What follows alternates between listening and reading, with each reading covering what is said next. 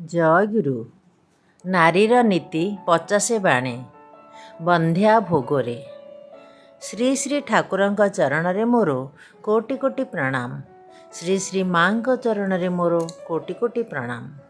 ମୁଁ ଆଜି ଶ୍ରୀ ଶ୍ରୀ ଠାକୁରଙ୍କ ଶ୍ରୀମୁଖ ନିଃସୃତ ନାରୀର ନୀତିର ଓଡ଼ିଆ ଅନୁବାଦ ଆପଣମାନଙ୍କ ଆଗରେ କହିବାକୁ ଯାଉଛି।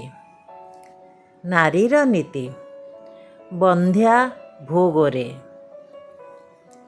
ତୁମର ସାଜସଜ୍ଜା ସୁଖ ଇତ୍ୟାଦି ଯଦି କାହାର ବି ତୃପ୍ତି ଦୃଷ୍ଟିରୁ ଉଦ୍ଭବ ନ ହେଲା, ଆଉ ତାହା ଅନ୍ୟ ସମସ୍ତଙ୍କୁ ଯଦି ତୃପ୍ତ ପୁଷ୍ଟ ବା ସୁଖୀ କରି ନ ତୋଳିଲା, ଲକ୍ଷ୍ୟ ଭୋଗ ତୁମକୁ ଭୋଗ ସୁଖରେ ସୁଖୀ କରିପାରିବ ନାହିଁ। ଏହା ଠିକ୍ କରି ଜାଣି ରଖ।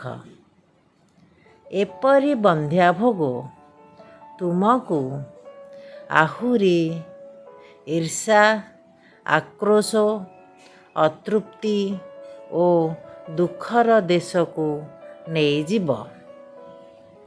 ବାଣୀ ସଂଖ୍ୟା 50। ପୁଣି ଥରେ। ବନ୍ଧ୍ୟା ଭୋଗରେ।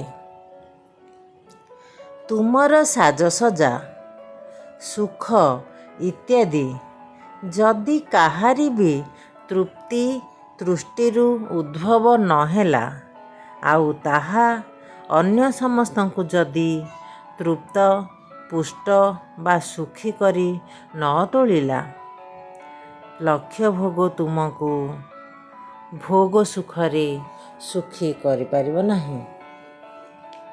ଏହା ଠିକ୍ କରି ଜାଣି ରଖ। ଏପରି ବନ୍ଧ୍ୟା ଭୋଗ ତୁମକୁ ଆହୁରି ଈର୍ଷା, ଆକ୍ରୋଶ, ଅତୃପ୍ତି ଓ ଦୁଃଖର ଦେଶକୁ ନେଇଯିବ। ବାଣୀ ସଂଖ୍ୟା 50। ଜୟଗୁରୁ।